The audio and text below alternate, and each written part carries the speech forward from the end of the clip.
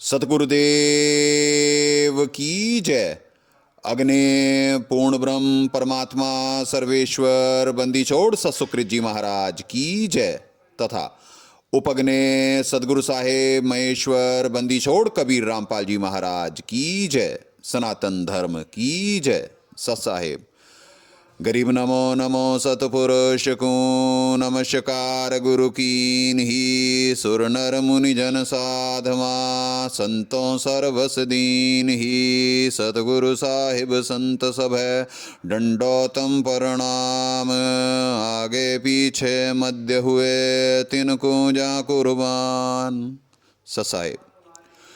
पुण्यात्माओं, परमात्मा और महाकाल जी की वार्तालाप में जो महाकाल जी ने साहब से वचन लिए थे कि पहले अंश हमारे जाई पीछे अंश तुम्हारा आई, तो उसी वचनानुसार जो साहब के साथ सतलोक आश्रम मैनेजमेंट और राष्ट्रीय समाज सेवा समिति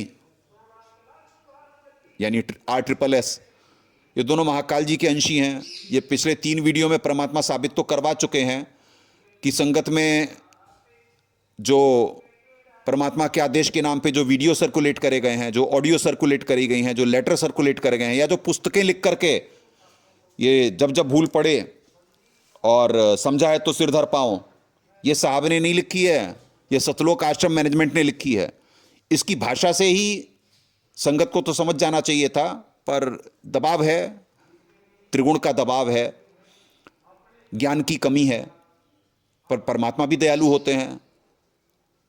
हालांकि वार्तालाप में स्पष्ट था कि जब सारे वचन ले लेते हैं महाकाल जी तो कहते हैं कि जाओ जोग जी संसारा जीव ना माने कहा तुम्हारा, जीव तुम्हारा कहा ना माने हमरी ओढ़ हो बात बखाने। यानी साहब ने भी आना है और अंश ने भी आना है, और महाकाल जी कह रहे हैं कि अब जाओ, आपका कहना नहीं मानेगा, हम हमारी ओर ही होकर के बातें बनाएगा। तो वर्तमान में वही चरितार्थ हो रहा है। इतने प्रमाणित वीडियो देखने के बाद भी संगत जागृत नहीं हो पा रही है और अभी तक उसी खेमे में है। चलो उसी कड़ी में ये चौथा वीडियो वहीं से शुरुआत करते हैं। दासों का काम है बार बार प्रयास करना। अब देखते हैं, हो सकता है परमात्मा दया करें, इस बार समझाए तो सिरधर पांव हो जाए। तो पुण्यात्माओं, जो पुस्तक है फर्जी पुस्तक जब जब भूल पड़े, उसकी पृष्ठ संख्या 9 में नीचे की साइड से ये देखिए, संजय दिल्ली जिस प्रकार मेरे द्वारा बताए तत्वज्ञान का अनर्थ करके बताता है, सामान्य भोला भक्त भ्रमित हो जाता है। उदाहरण यह कहता है कि पेड़ की जड़ को साहब सदगुरुदेव जी का नाम लेकर के कह रहे हैं कि ने पूर्ण ब्रह्म बताया है, और जड़ रूट पूर्ण ब्रह्म नहीं हो सकती, उसके पोषक तत्व मिट्टी से मिलता है। पूर्ण ब्रह्म को किसी के सहारे की आवश्यकता नहीं है। ये पृष्ठ संख्या 10 पे आ गए।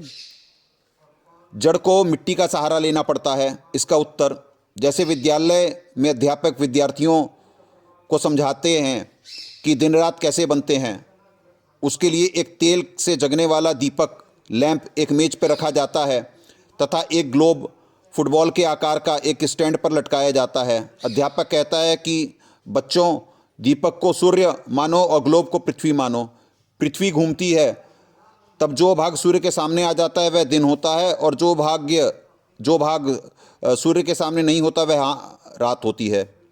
इस संजय जैसा मूर्ख विद्यार्थी तर्क दे दीपक सूरज नहीं हो सकता, दीपक ने जगने के लिए तेल का सहारा लेना पड़ा, माचिस का सहारा लेना पड़ा, सूर्य को किसी के सहारे की आवश्यकता नहीं पड़ती। क्या वह विद्यार्थी बुद्धिमान हो सकता है? क्या वे उसके साथी जो ऐसे तर्कों को सुनकर उसकी बातों तर्कों को सही मानते हैं वे बुद्धिमान हो सकते हैं? दोनों मूर्ख हैं। यह तो एक उदाहरण है। ऐसा तर्क देना ही मूर्खता का परिचय देता है। ऐसे ही गीता अध्याय 15 के श्लोक नंबर 1 से 4 तथा 16-17 में वृक्ष का उदाहरण देकर सृष्टि की वह समर्थ परमेश्वर की तथा सब देवताओं की स्थिति समझाई है। अब पुण्यात्माओं, यही उदाहरण, ये सेम ही यही चीज़ें समझाए तो सिरधर पाँव में भी पृष्ठ संख्या 10 पे है। ये इसमें 9 और 10 पे है, उसमें अकेले 10 पे है। अब पुण्यात्माओं, इसकी भाषा से ही आप समझ जाएं कि ये हमारे साहब ने जो उदाहरण दिए हैं वो तो बड़े सटीक हैं। दुनिया मानती है, एक कम पढ़ा लिखा आदमी भी साहब के उदाहरणों से प्रभावित होकर करके तुरंत एडॉप्ट करता था। साहब ने उदाहरण दिया कि भैंसा राम का मंत्र है हुर्र, और तुरंत भैंसा अट्रैक्ट हो जाता है उसकी तरफ। कितना संगत सुनकर के खुश होती थी। ऐसे छोटे से उदाहरणों से तो ऐसे ही परमात्मा ने कहा कि ये मंत्र होते हैं, इनसे देवी देवता अट्रैक्ट होते हैं जिनके ये मंत्र हैं, और वो तुरंत तुम्हारे को रिलीफ देंगे। तो पुण्यात्माओं, जो शास्त्रों में उदाहरण हैं वो सटीक ही होते हैं। और जो हमारे सदगुरुदेव जी उदाहरण देते थे, आज तक ना ऐसे उदाहरणों से पृथ्वी पर सत्संग हुआ है न और ना हो सकता। तो पुण्यात्माओं, इसकी भाषा से ही दिख रहा है। पहली बात, आज इस कलयुग में और उदाहरण ग्लोब का दिया जा रहा है और उसे समझाने के लिए मिट्टी के दिए पे ले गए। अब ये कौन से जमाने में ले गए भाई? हमें ये सतयुग, त्रेता और द्वापर में ले गए क्या? आज तो परमात्मा आज के उदाहरण देते हैं इतने सारे, ये वर्तमान पीछे ले करके गए। तो इसी से उदाहरणों से ही लग जाता है कि भाई कि ये तो जबरदस्ती करके थोपा जा रहा है, समझाया जा रहा है, संगत को आदेशों के नाम पे बरगलाया जा रहा है।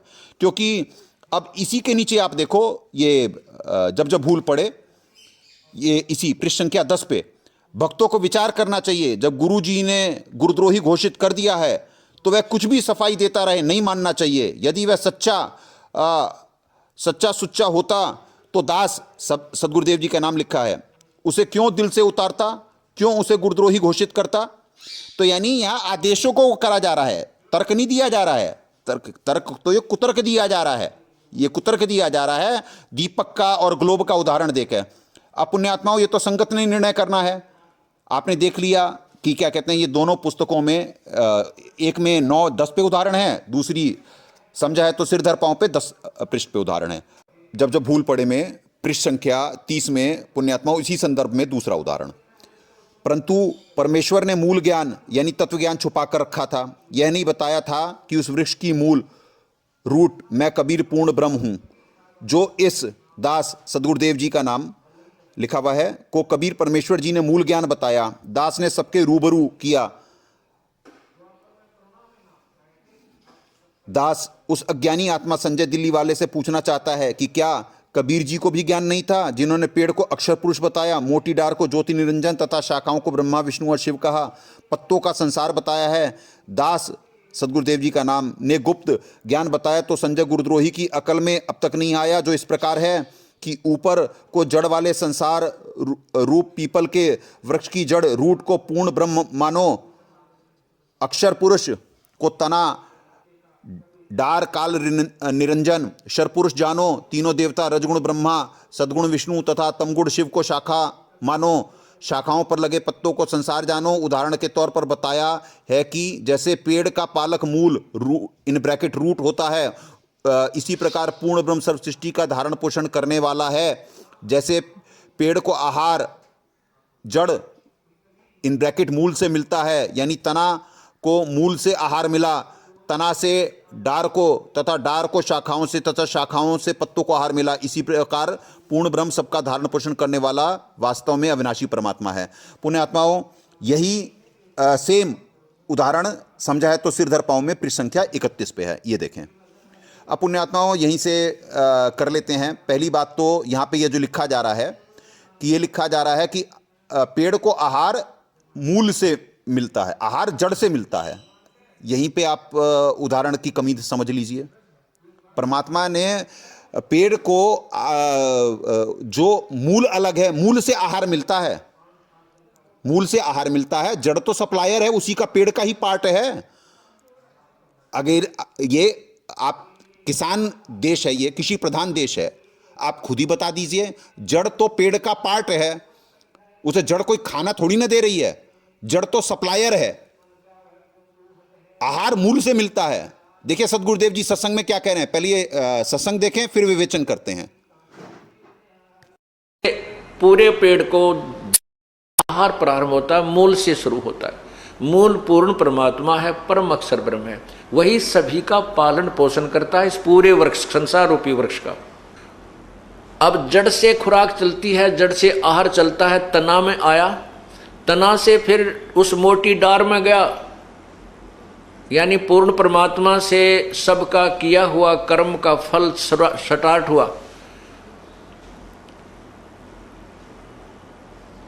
वो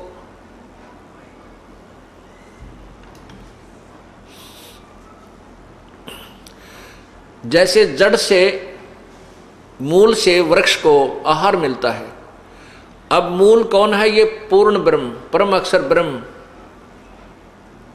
इससे सबको किया हुआ कर्म वहां से प्रारंभ होता है, तना में आता है, यानी परब्रह्म के पास आया, परब्रह्म से फिर ब्रह्म के पास यानी डार में आया, डार से फिर वो खुराक आहार, मोटी डार से फिर तीनों शाखाओं में ब्रह्मा विष्णु महेश में आया, ब्रह्मा विष्णु महेश से आगे फिर हमें प्राप्त हुआ। ये वृक्ष के एक हिस्सा है ब्रह्मा विष्णु महेश, इनको हम अलग नहीं कर सकते, इनको हम बुरा नहीं कह सकते। जैसे कोई कई अनजान लोग हमारे ज्ञान को नहीं समझते, वो कहते हैं कि ये संत ब्रह्मा विष्णु महेश को नेग्लेक्ट करता है। ये नेग्लेक्ट हो ही नहीं सकते, ये तो हमारा अभिन्न अंग है। जब तक हम इनके अंतर्गत हैं, हम यहाँ इनके अधीन हैं। ये यहाँ के तीन लोक के एक के विभाग, तीन लोक में एक के विभाग के मालिक हैं, मंत्री हैं, और हम इनकी प्रजा हैं। हम इनको नेग्लेक्ट नहीं कर सकते, हम इनके विधान से बाहर नहीं हो सकते, इनके अंतर्गत हमें रहना होगा। और लेकिन इस ज्ञान को समझना पड़ेगा, इनकी कितनी पावर है, ये हमें कितना राहत दे सकते हैं। अक्षर पुरुष यानी पूर्ण परम अक्षर पुरुष, परम अक्षर ब्रह्म से आहार चला, वो फिर तना यानी परब्रह्म में, फिर ब्रह्म में, डार में, डार से फिर तीनों शाखाओं में, शाखाओं से आगे हम पत्तों में, इस संसार रूपी पत्तों में। ऐसे एक आहार यानी किया हुआ कर्म हमें इस प्रोसीजर से, इस प्रकार हमें कड़ी से मिलता है। तो इसमें कोई भी भगवान, किसी भी परमात्मा को हम अवॉइड नहीं कर सकते। प्रभु को स्वामी है ये हमारे, लेकिन हमने मूल ज्ञान को समझना है कि ये इन सबको भी पालन करने वाला कौन है, ये भी किस पर आधारित है। सुन लिया पुण्यात्माओं, कर दिया मालिक ने अपने मुख कमल से कॉन्सेप्ट क्लियर। भांडाफोड़ हो गया महाकाल के अंशों का कि फर्जी पुस्तक के लेखक वो हैं। सदगुरुदेव जी तो अपने मुख कमल से कह रहे हैं कि मूल पूर्ण ब्रह्म है, परमक्षर ब्रह्म साथ में, इस वजह से अलग अलग आइडेंटिटी है, पूर्ण ब्रह्म और परमक्षर ब्रह्म। फिर परमात्मा ने जड़ बोला कि जड़ से आहार चला, यानी जड़ सप्लायर है, जो दास से परमात्मा बुलवा रहे हैं कि जड़ सप्लायर है। फिर सत्संग के एंड में मालिक ने बोल दिया कि ये भी सब किस पे आधारित हैं, इनका कौन पाल रहा है। फिर स्पष्ट कर दिया कि पेड़ को कौन पाल रहा है, और मूल से, मूल यानी पूर्ण परमात्मा कर्म देते, कर्म का फल देते हैं। पेड़ तो एक पार्ट है, पेड़ तो जड़ एक सप्लायर है, जड़ से तने में जा रहा है। परमात्मा ने स्पष्ट कर दिया, तने से डाल में जा रहा है, डाल से मोटी डाल से फिर तीन शाखाओं में जा रहा है, तीन शाखाओं से फिर पत्तों में आ रहा है। पूरा परमात्मा ने विवेचन करा। तो पुण्यात्मा हो गया स्पष्ट कि सतलोक आश्रम मैनेजमेंट फर्जी, ये महाकाल के अंश हैं, ये परिवारवाद फैलाते हैं, फर्जी वीडियो लाते हैं। मेरी बच्ची, परमात्मा ने आज तक सत्संगों में तो ऐसे कोई नहीं कहे, पर ये फर्जी वीडियो बना के लाते हैं और संगत उसे मान लेती है, क्योंकि संगत भी अपने परिवारवाद में लिप्त है, माया में लिप्त है। वो परमात्मा के तत्व ज्ञान को नहीं समझ पा रही कि अगर जो इन महाकाल के अंशों का हमने संग करा तो हम महाकाल के जाल में रह जाएंगे। परमात्मा के वचन अनुसार कि जो आपके ज्ञान में रहे आपका, जो मेरे जाल में रहे मेरा। संगत निर्णय नहीं ले पा रही है, और पुण्यात्मा निर्णय लेना पड़ेगा। हर चीज का समय निर्धारित होता है, और ये तो आपके अभी तक पुण्य कर्म चल रहे हैं, अब पाप का दौर शुरू होने वाला है, हाहाकार मचने वाला है पृथ्वी पे। पाप का दौर जैसे ही, जो बैटरी चार्ज, जैसे ही बैटरी डिस्चार्ज, फिर पाप का दौर शुरू। और गलत दिशा में होने से महाकाल ने यही कहा है, जो आपके ज्ञान में रहे आपका जी, जो मेरे जाल में रहे मेरा। आप जबरदस्ती नहीं करना, आप चमत्कार नहीं दिखाना। तो परमात्मा ने भी कहा कि हम अड़ंगे के व्यापारी नहीं है। तो पुण्यात्मा अब तो निर्णय संगत ने लेना है कि ये आदेशों के नाम पे जो हिंडोला बनाया हुआ है संगत का, किताबें, फर्जी वीडियो, फर्जी ऑडियो, फर्जी लेटर, फर्जी परिवारवाद, ये आपको उनकी सुननी है या सदगुरुदेव जी के सत्संगानुसार चलना है? ये देखिए पुण्यात्माओं, पृष्ठ संख्या 31, जब भूल पड़े, क्या लिखें? इससे संपूर्ण ज्ञान होता तो इस प्रकार के कुतर्क नहीं करता कि पेड़ की जड़ पूर्ण ब्रह्म नहीं हो सकती। और समझा है तो सिरधर पाँव में, यही है पृष्ठ संख्या 32 पे। इसे संपूर्ण ज्ञान होता तो इस प्रकार के कुतर्क नहीं करता कि पेड़ की जड़ पूर्ण ब्रह्म नहीं हो सकती। अभी सत्संग में ही साहब ने स्पष्ट कर दिया कि जड़ सप्लायर है, पूर्ण ब्रह्म अलग है और परमक्षर ब्रह्म को अलग। अभी इसमें परमात्मा लिंक डलवा देंगे डिस्क्रिप्शन में कि जो अलग अलग व्याख्या एक सत्संग है परमात्मा ने निमित्त बनाया हुआ है दास को, उसमें परमक्षर ब्रह्म अलग है, पूर्ण ब्रह्म अलग है, उसका डिस्क्रिप्शन में लिंक डलवा देंगे। अब पुण्यात्माओं, अब देखिए पुण्यात्माओं, अगला अज्ञान जब भूल पड़े, पृष्ठ संख्या 56 एवं 57 पे, और समझा है तो सिरधर पाँव में पृष्ठ संख्या 57 एवं 58 तक ये अज्ञान चला है। इसमें भी 2 पृष्ठों पे, इसमें भी 2 पृष्ठों पे। तो इससे पढ़ते हैं, जब भूल पड़े से, ब्रह्म 4 हैं या अधिक। संजय दिल्ली कहता है कि 4 ब्रह्म हैं, मेरे अतिरिक्त किसी को ज्ञान नहीं है। उत्तर, जो बेशरम होता है वह ऐसी ही बकवास किया करता है। बुद्धिमान तो शीघ्र समझ जाते हैं। जिन्होंने दास, इन ब्रैकेट में साहब का नाम लिखा हुआ है, कि सत्संग कम सुने हैं, वे इस पामर प्राणी के जाल में फंसे हैं। अब पता नहीं इसका क्या अर्थ होता है पुण्यात्माओं, अब ये तो कोई यही बता सकते हैं कि जाल में फंस गए हैं।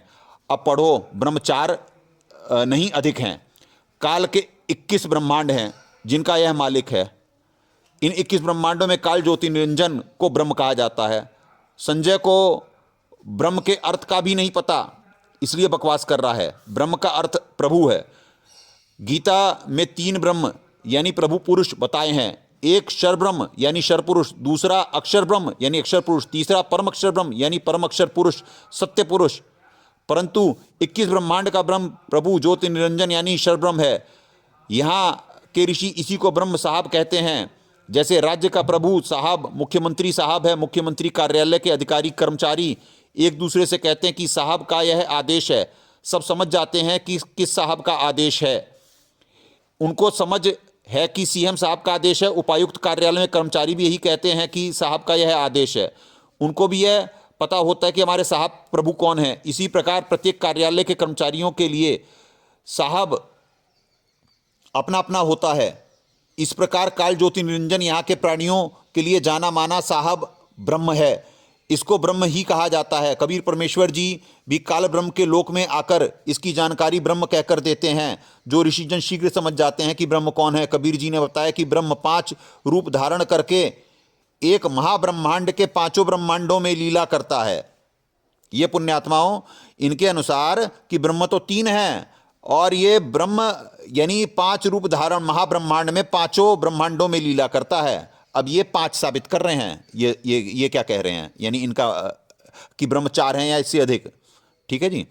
प्रमाण शब्द करनैनो दीदार महल में प्यारा है। साकी नंबर 21 में लिखा है, 5 ब्रह्म 5 अंड बीनो, 5 ब्रह्म ने अक्षर चीन्हो, 4 मुकाम गुप्त तहकीनो, जामग बंदीवान पुरुष दरबारा है।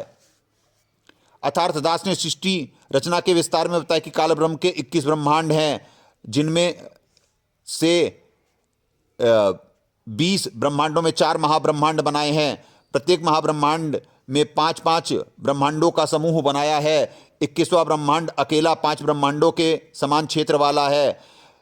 उसमें 4 मुकाम स्थान गुप्त बनाए हैं, जो एक महाब्रह्मांड वाले 5 ब्रह्मांडों में, जिनको अंड भी कहते हैं, उनमें काल निरंजन 5 रूप बनाकर रहता है, जो यहाँ का ब्रह्म साहब कहलाता है। इस प्रकार ब्रह्म 5 हैं, 4 नहीं। जिस ब्रह्मांड में हम रह रहे हैं इसमें सृष्टि है तथा 4 ब्रह्मांड और हैं। ऐसे 5 ब्रह्मांडों का समूह एक महाब्रह्मांड कहा जाता है। अपने वाले ब्रह्मांड में सहित 5 ब्रह्मांडों में भी यही काल ब्रह्म 5 रूप बनाकर गुप्त रहता है। कहीं पर 4 अंड ब्रह्मांड इन ब्रैकेट 4 ब्रह्म लिखा है। इस महाब्रह्मांड में अपने वाले ब्रह्मांड से अन्य 4 ब्रह्मांड और हैं। इन ब्रह्मांडों में भी यही ब्रह्म गुप्त रह रहा है। यह काल ब्रह्म की ही जानकारी है। गुप्त तो वह रहता ही है। ये 4 मुकाम स्थान गुप्त हैं तथा जो 5 ब्रह्मांडों के समान क्षेत्र वाला 21वां ब्रह्मांड है उसमें भी 4 मुकाम गुप्त बना रखे हैं। वह ब्रह्मांड नहीं है, काल का निज निवास स्थान है। जिस महाब्रह्मांड में एक ब्रह्मांड में हम हैं, इस ब्रह्मांड के प्राणियों तथा ब्रह्मा विष्णु और शिव तक को उन 4 ब्रह्मांडों का ज्ञान नहीं है। इसलिए कहीं 4 ब्रह्मांड कहीं 4 ब्रह्म लिखा है। इनको भी 4 गुप्त मुकाम कहा जाता है। 21वें ब्रह्मांड में भी 4 मुकाम गुप्त हैं। इस अज्ञानी संजय दिल्ली ने पर 4 ब्रह्म पढ़ लिया, उससे तत्वदर्शी बन बैठा। जिस ब्रह्मांड में हम हैं, इस महाब्रह्मांड के मध्य वाले ब्रह्मांड में कुछ जीव काल ने भ्रमित करके रखे हैं। वे मान रहे हैं कि यह सतलोक है। यही तो काल का जाल है, यही तो काल जाल है, यही तो वह गुप्त स्थान है, मूल ज्ञान है जो दास के अतिरिक्त किसी को ज्ञान नहीं। फिर हमने तो पूर्ण ब्रह्म का ज्ञान रखना है। ब्रह्म काल चाहे 20 हों, हमारे लिए उनका ज्ञान रखना क्यों जरूरी है? क्या जरूरी है? ज्ञान तो यह रखना है कि काल ब्रह्म के जाल से कैसे छूटा जाए। ज्ञान दास की संगत का बच्चा जानता है। इस संजय साकट को भी ज्ञान नहीं है। यदि ज्ञान होता तो यह झूठ कपट करता ही नहीं। यह काल का पक्का एजेंट है। इससे भक्त व भक्तमती सावधान न हो, ऐसे अपराधी के दर्शन से भी दोष लगता है। अब पुण्यात्माओं, यही अज्ञान समझा है तो सिरधर पांव के में भी यही है, सेम चीज़ है। पृष्ठ संख्या 57 और 58 पे तो सुन लिया आपने। अब ये कहा जा रहा है कि ब्रह्म, ये जो दास से परमात्मा बुलवा रहे हैं कि परमक्षर ब्रह्म अलग हैं और पूर्ण ब्रह्म अलग हैं, तो ये कह रहे हैं कि 4 या इससे अधिक। तो ये महाब्रह्मांडों वाला जो है उसका उदाहरण इस अज्ञान के साथ पेश कर करके ये और आगे के दिखा रहे हैं कि ब्रह्म 5 हैं। भाई ऐसे परमात्मा ने, आप डिस्क्रिप्शन में वीडियो पड़ा हुआ है, वहाँ पे आप देख लेना कि कितने ब्रह्म हैं। ऐसे तो ब्रह्म का मतलब भगवान परमात्मा ने सत्संग में बताया। ब्रह्म, फिर परब्रह्म, फिर परमक्षर ब्रह्म, उसके ऊपर सतपुरुष जी हैं, उसके ऊपर अलग पुरुष जी हैं, उसके ऊपर अगम पुरुष जी हैं, फिर पूर्ण परमात्मा है। तो ऐसे है ये स्थिति। ये तो भगवानों की स्थिति है। पूर्ण ब्रह्म अलग हैं। अब पुण्यात्माओं, पहले ये साहब का सत्संग सुनिए कि साहब ने सत्संग में क्या निर्देशित करा है, उसके बाद फिर विवेचन करते हैं कि इनके अज्ञान पे। अब पुण्यात्माओं कहते हैं सच्चाई को कुछ दिन दबा तो सकते हैं पर मिटा नहीं सकते। तो आप देखो, ऋग्वेद मंडल नंबर 9 सूक्त नंबर 96 का मंत्र नंबर 18 आपने पढ़ लिया कि वो तीसरे धाम में विराजमान है। बस अब 19 में देखो, कमाल है।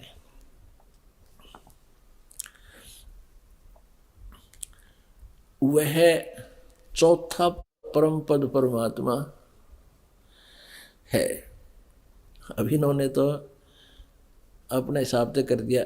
और यहाँ लिखता है महापुरुष उक्त चौथे परमात्मा का वर्णन करता है।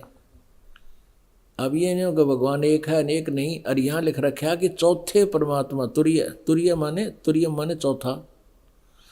यहाँ इन अनुवाद में भी तुरीय लिख दिया, चौथा ना लिखा कदे थारी बात का खंडन हो जाए, अक्षर पता लग जाए, तुरीय लिख दिया। और चौथे परमात्मा का वर्णन करता है। वह परमात्मा जो प्रत्येक बल में सचित है, सर्वोपरि प्रशंसनीय है। अब यहाँ लिखा है इस मूल संस्कृत में, ये समुद्रम तुरियम धाम। समुद्र माने जैसे समुद्र सब जल का स्रोत होता है, ऐसे सब का स्रोत परमात्मा रूपी समुद्र, उस परमात्मा में से जो तुरीय धाम और चौथे धाम में विराजमान, ये अकय लोक की तरफ संकेत है। सतलोक, अलखलोक, अगमलोक और चौथा है ये अकय लोक। वो समुद्र रूप यानी जहाँ से सभी का निकास हुआ है, वो अकय लोक के अंदर वो अमर पुरुष पूर्ण परमात्मा चौथे धाम में रहता है। और वो चौथा भगवान सच्चाई को मिटा नहीं जा सकता। ये छुप भी नहीं, इनसे दब भी नहीं पा रही। प्रकृति की सूक्ष्म से सूक्ष्म शक्तियों के साथ जो संगत है, समुद्र का अर्थ इन्होंने कहा है कि जिससे सब भूतों की उत्पत्ति, स्थिति और प्रलय होता है, वह है तुर्यम माने चौथा, धाम माने परम पद परमात्मा है। धाम माने चौथा धाम है। और फिर ये खुद कह रहे हैं कि उक्त महापुरुष उस चौथे परमात्मा का वर्णन करता है। अब चौथा परमात्मा भी है और चौथा धाम भी है। वास्तविकता तो ये है, स्पष्ट हो रही सारी कहानी। जो सर्वशक्तिमान यजमानों को तृप्त करके जो शीघ्र गति वाला है, यानी वो चल के आता है शीघ्र गति। एक अगर सर्वव्यापक है तो पहले ही वहाँ विद्यमान है, फिर गतिकरण की क्या आवश्यकता थी भगवान की। और सबका संसार का उत्पादक है। तो यहाँ ये बात स्पष्ट होगी। हो गई दया पुण्यात्माओं। एक ही सत्संग में परमात्मा ने एक ही श्लोक में सबका भ्रम निवारण कर दिया। ऋग्वेद मंडल नंबर 9 सूक्त 96 मंत्र 19। परमात्मा ने क्या क्या पॉइंट क्लियर करे संगत के, कि पूर्ण परमात्मा चौथे धाम में है और चौथे ही भगवान है। फिर परमात्मा ने पॉइंट क्लियर करा, ये ऊपर के अमर लोकों का जिक्र हो रहा है, सतलोक, अलकलोक, अगम लोक, अकह लोक। अकह बोलो, अनामय बोलो। अनामय तो परमात्मा दास को निमित्त बना के करवा रहे हैं साबित। अनामय लोक कहते हैं जहाँ पे जन्म मृत्यु का खेल नहीं है, वहाँ पे फिर पूर्ण परमात्मा भी कहा, परमात्मा की पूर्ण परमात्मा वहाँ पे हैं।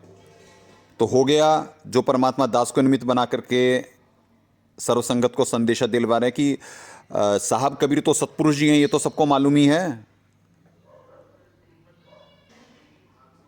तो साहब कबीर पूर्ण परमात्मा नहीं है।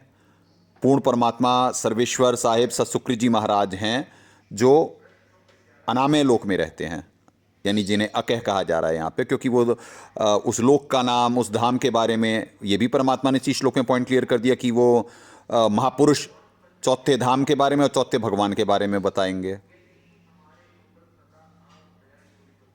और वही सर्वोत्पादक हैं। सर्वोत्पादक का मतलब है जिन्होंने सबकी उत्पत्ति करी, सतपुरुष जी की भी, अलग पुरुष जी की भी, अगम पुरुष जी की भी। वो तो परमात्मा ने तत्वज्ञान को छुपा के लाना था। इस वजह से परमात्मा महाकाल के अंशों से परमात्मा ये लुक्का छिपी खेलते हुए इस ज्ञान को लुका छिपा करके यहाँ तक ला रहे थे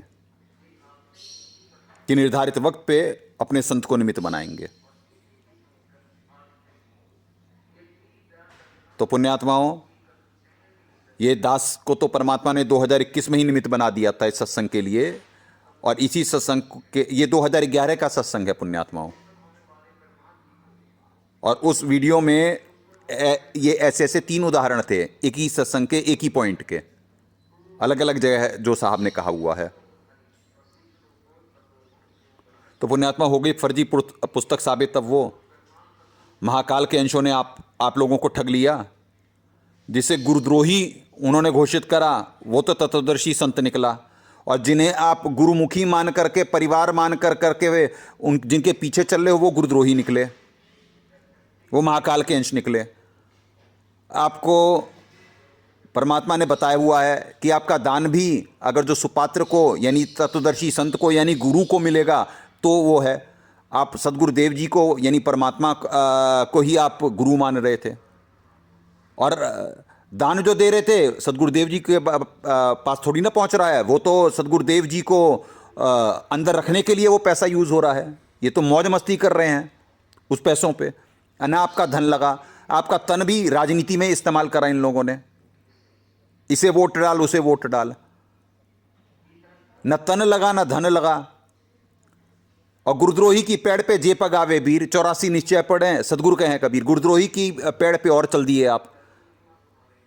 तो सोचो इन महाकाल के अंशों ने आपके साथ क्या करा।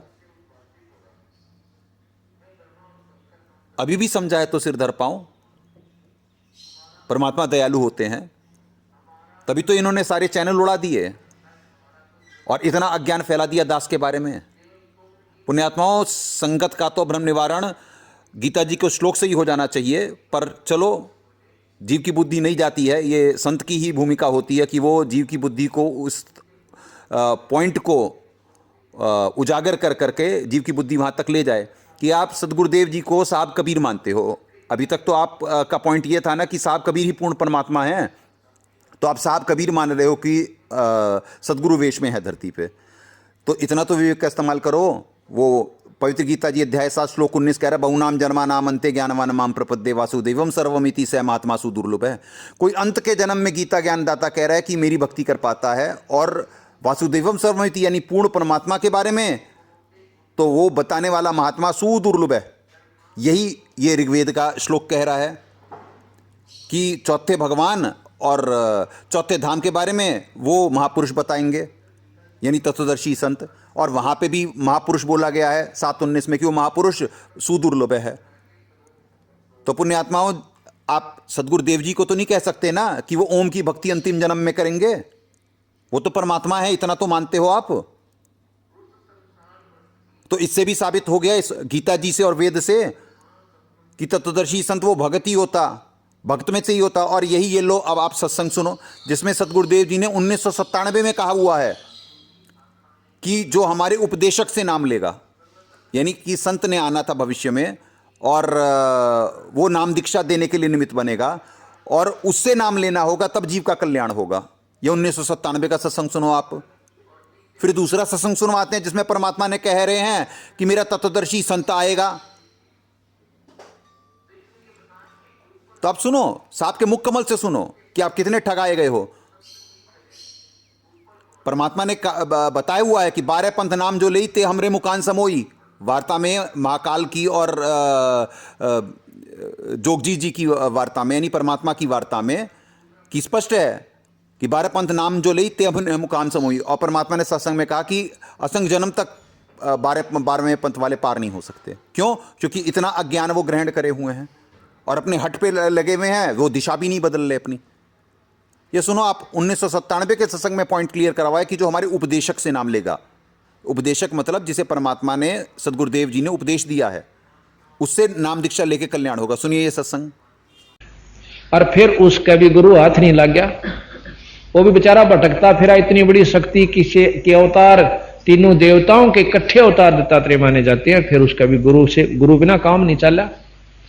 गुरु कितना महत्वपूर्ण है ये भी ख्यास करो। फिर गुरु में भेद से, गुरु तो उन्होंने 24 बना लिए थे, पर 25 में बिना काम नहीं चला। 25 में खुद बंदी छोड़ जोग जीत नाम से वहां आए, और जब दत्तात्रेय का काम छुटकारा हुआ, वो भी स्वर्गताएं। ये तो सारी दवाई जाने जो स्वर्गम जाना था, स्वर्ग वाला नाम दे दिया। ये 5 नाम जो दे रखे ना, ये है, ये स्वर्गताएं का ब्योंत केस। जाओ बेटा स्वर्ग में लौट लो। पर मुक्ति होगी हमारे सतनाम और शार नाम से, जो हमारा उपदेशक जो देगा और जिसको अधिकार होगा नाम देने का। हो गया शंका समाधान पुण्यात्माओं। जो हमारा उपदेशक देगा, मुक्ति होगी सतनाम और सार नाम से, जो हमारा उपदेशक देगा, जिसे अधिकार होगा नाम देने का। अधिकार मतलब अधिकारी, तत्वदर्शी संत, जो सदगुरुदेव जी से उपदेश प्राप्त है। अब सदगुरुदेव जी अपने आप को तो सदगुरु कह रहे हैं और भक्तों को संत कह रहे हैं, और भगत सदगुरुदेव जी को ही संत कह रहे हैं। तो कैसी दोगली नीति है? संत और परमात्मा आप दोनों चीजें कैसे मान सकते हो? अगर जो आपके अनुसार, संगत के अनुसार पूर्ण परमात्मा साहब कबीर हैं, आप कह रहे हो साहब कबीर धरती पे हैं, यही प्रचार कर रहे हो आप लोग, और फिर उन्हें संत कह रहे हो। तो ये सुनो साहब का सत्संग जिसमें सदगुरुदेव जी कह रहे हैं कि सदगुरु मिले ना कान ना भेटे वो संत रे। ये सुनो, पहले सत्संग सुनो। उसमें सदगुरुदेव जी अपने आप को तो सदगुरु कह रहे हैं और संगत को संत कह रहे हैं, और संगत सदगुरुदेव जी को ही संत बोल रही है, संत रामपाल जी महाराज। पहले ये सत्संग सुने, फिर इसके बाद इस पे मंथन करते हैं। एती उम्र बुलंद मरेगा अंतरे, क्यों? क्योंकि सतगुरु लगे न कान न बैठे वो संतरे। अपने आत्मा सतगुरु होता सच्चा ज्ञान देने वाला। वो तो परमेश्वर कबीर जी ने और मेरे गुरुजीव ने इस दास को बना दिया। और आप जी अब भक्त हो, संत हो गए। संत सोए तो सीधा चला है, सब बुराई त्याग कर भक्ति करता है, सविकारों से हट जाता है, बुराई किसी की आत्मा नहीं दुखाता, वो संत है। तो आप जी जिसके संपर्क में आते हो आप उसके समझाने की चेष्टा करते हो और फिर इस दास के पास लाकर नाम दिलाते हो। कहते तुम्हें सतगुरु में लगे न कान न भेटा कोई संत रे, वो संत नहीं मिले आपको जो तत्व ज्ञान से परिचित हैं। इसलिए तेरी इतनी लंबी उम्र भी होगी तो भी जन्म मृत्यु का रोग बरकरार रहेगा, ज्यों का त्यों रहेगा। सुन लिया पुण्यात्माओं आपने। संत वो है जो तत्वज्ञान से परिचित हैं, यानी तत्वदर्शी संत के बारे में जिक्र कर रहे हैं। वहां पे संत तो आम संगत को कहा गया और परम संत परमात्मा ने शब्द यूज करे हुए हैं मैक्सिमम, कि परम संत की शरण में जब तक जीव नहीं जाएगा। यानी संत हो गई संगत, जो पहली स्टेज होती है साधु की, दूसरी स्टेज है संत की, जो जैसे ये दास के साथ जो बच्चे हैं ये संत बन गए हैं।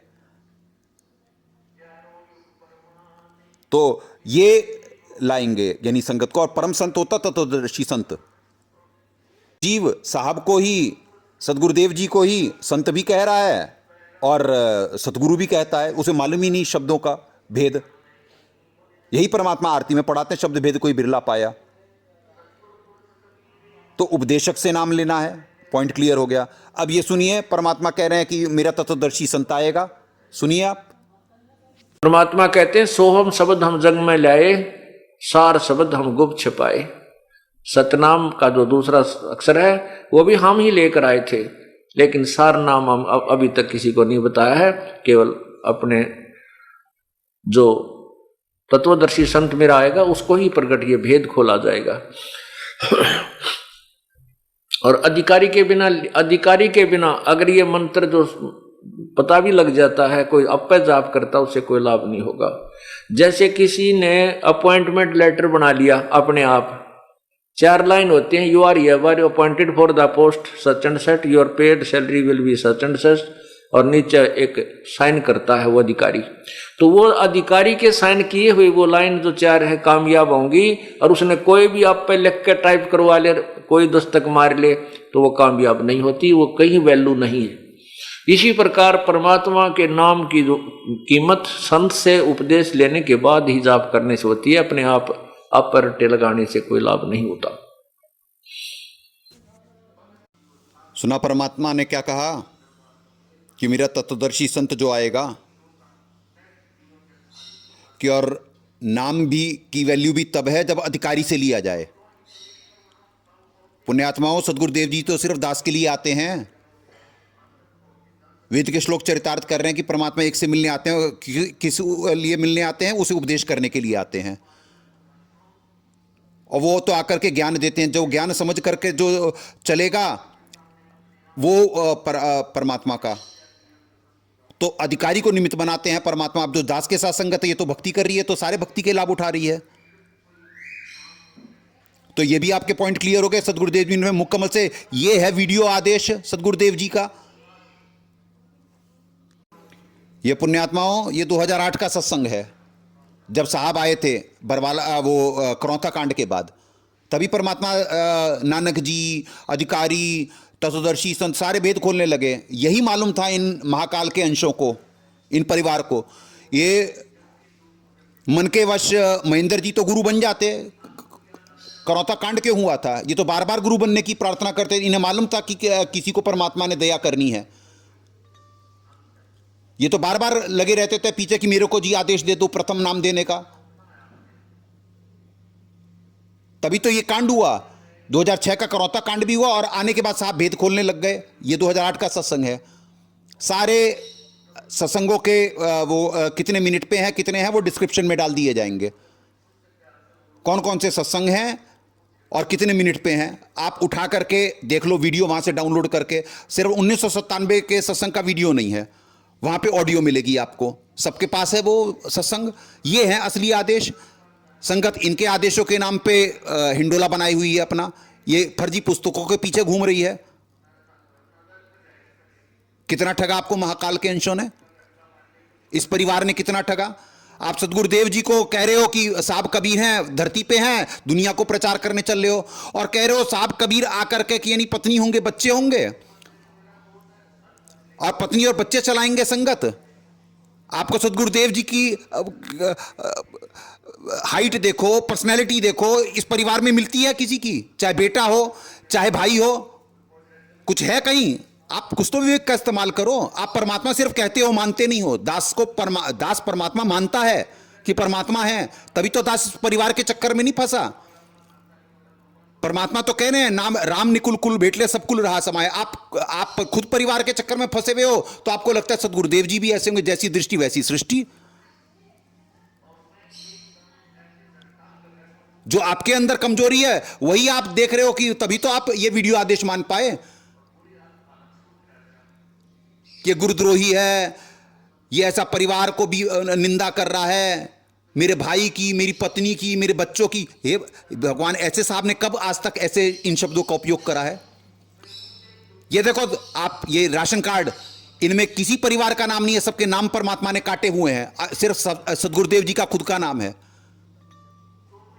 ये कितने साल पहले से प्रचारित कर रहा है दास ये राशन कार्ड और ये सब सबूत भेजता, संगत को दिखाता, पर कोई सुनने को तैयार नहीं है। ये देखो आप, इसमें है किसी का नाम? साहब ने सबका नाम कटवाया हुआ है, देखो। और आप इनके पीछे चल करके ये तो कर रहे राजनीति, जेरे जाट भवन में पैसा खिला दिया आप लोगों को, जाट सभाओं में ले जाकर के राजनीतिक दलों के उसमें खिला दिया, आपके पुण्य गए। और अनुपदेशी का खा करके 3 लोग का भार ले लिया अपने ऊपर, तभी तो आप लोगों से भक्ति नहीं हो रही है। नई संगत तो बोली थी, पुरानी संगत का ऐसे नाश कर दिया इन लोगों ने। ये सारा महेंद्र जी गुरु बनने के लिए ये कांड हुए हैं। अगर जो दास को परमात्मा निमित्त बना करके नहीं करवाए होते तो क्या कहते हैं, अभी तक तो ये सफल हो चुके होते, पर ऐसे फेल हो गए ये। तो गुरुद्रोही लोगों ने दास को गुरुद्रोही साबित करने के लिए ये सारा षड्यंत्र रचा है। ये सुनिए साहब का सत्संग, ये देखिए, ये परमात्मा बता रहे हैं कि गुरुद्रोही कब से है, कि कितने साल पुराना है ये। अभी ये सत्संग सुनिए, फिर अभी उस पर मंथन करते हैं। तो इसी प्रकार काल अपने दूत इसी संगत में 1-2 तो हो चुके हैं, लेकिन उनकी दाल नहीं गल पाएगी। जनता बहुत सियानी बना दी हमने, अपने श्रद्धालुओं को तोते की तरह रटा दिया है ये ज्ञान। अब उन दुष्ट आत्माओं से औरों को भी बचाएंगे और आप भी दूर रहेंगे। उसके लिए परमात्मा कहते हैं, संगत माही कुसंगत उपजे, जैसे वन में बांस, आपा घिस घिस आग लगा दे, करे बनखंड का भी नाश। संगत माही कुसंगत उपजे, संगत में कुसंगत, जैसे वन के अंदर, वन में बांस होता है, बांस बंबू, और वो लंबा बहुत हो जाता है, और उसी वन में बड़े सुंदर फलदार वृक्ष भी होते हैं, चंदन के पेड़ भी होते हैं, बाग बगीचे भी होते हैं, अंगूरों की बेल भी होती है, आम भी होते हैं, सेब संतरे भी होते हैं। लेकिन वो संगत माहे कुसंगत उपजे, वो बांस रूपी कुसंगत उपजा, वो हवा तेज चलती है तो बांस आपस में ऐसे हिल हिल कर और वो अग्नि लगा देते हैं, पूरे जंगल को भस्म कर डालते हैं। आप तो जलते ही हैं और पूरे जंगल को ही नष्ट कर देते हैं। दावा नल भड़क जाती है, वो सारे जंगल को नष्ट कर देती है। इसी प्रकार संगत के अंदर से ही कुछ एक दुष्ट आत्माएं, हो सकता है ये नाम आप भी देने लग जाएं, वो पाप के भागी और अपने सिर पे भार रखेंगे। उसके लिए बता रहे हैं कि संगत माए कुसंगत उपजा, जैसे वन में बांस, और आपा घिस घिस आग लगा दे, करे बनखंड का भी नाश। तो वो काल के दूत होंगे जो ऐसी नई। सुन लिया पुण्यात्माओं, ये तो इसमें वीडियो में ही आपको नजर आ रहा है, 12/10/2008 का सत्संग है। वीडियो में ही साहब ने दया कर रखी है। 2008 में क्यों भेद खोल रहे हैं परमात्मा ये, क्योंकि 2008 में 2006 से 8 के बीच में जो जुल्म हुआ, साहब को साहब नहीं माना गया, तो उसके बाद साहब आकर के नानक जी वाले भेद दिए, तत्वदर्शी संत का भेद दिए, ये कि 1-2 गुरुद्रोही हो चुके थे। ये महेंद्र जी की तरफ इशारा है कि इन्होंने कैसे उस समय भी संगत को लूटा था और उन्हीं का परमात्मा जिक्र कर रहे हैं कि संगत माई कुसंगत में जैसे बन में बांस आपा घिस घिस आग लगा दे करे बनखंड का भी नाश। फिर अब हुआ 2014 के बरवाला कांड के बाद भी यही हुआ कि गुरुद्रोही की पैड़, गुरुद्रोही ये लोग और गुरुद्रोही बनाए दास को। ये है आदेश, ये वीडियो आदेश हैं। और वो जो आप देख रहे हो वो तो एआई के आते हैं, वीडियो बने हुए आते हैं। और मन के वश पवन जी और रामचंद्र, पवन जी तो कहते हैं कि हाँ वो सब आदेश भी सही है, पुस्तकें भी सही हैं, वो ज्ञानी बनता है अपने आप को, वो भी ऐसे प्रचार कर रहा है, वो भी महाकाल का अंश है। ये रामचंद्र ने नफरत फैला कि ये भी पहले दास के साथ, ये भी मान बढ़ाई के भूखे हैं, ये भी महाकाल के अंशी हैं, संगत को गलत दिशा दे दिए। ये पहले दास के साथ, इन्हें भी मान बढ़ाई और पैसा चाहिए था।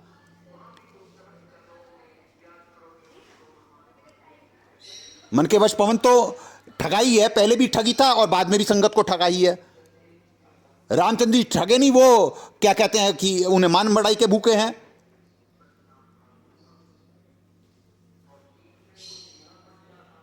तो कब तक संगत सदगुरुदेव जी की तो मान नहीं रही। वैसे परमात्मा परमात्मा कहेगी, परमात्मा कह रहे हो तो परमात्मा मानो तो कि सदगुरुदेव जी क्या कह रहे हैं, ये है आदेश।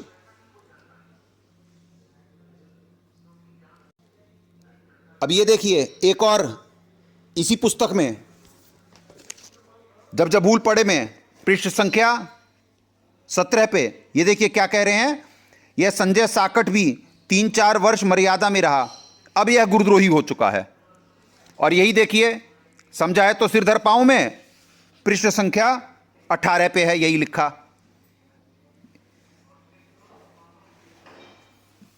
अब ये अब पुण्यात्माओं 2016 में ही इन्होंने ऑडियो ला दी थी कि संजय गुरुद्रोही है। पवन संजय तब चलता था, ऑडियो चलती थी।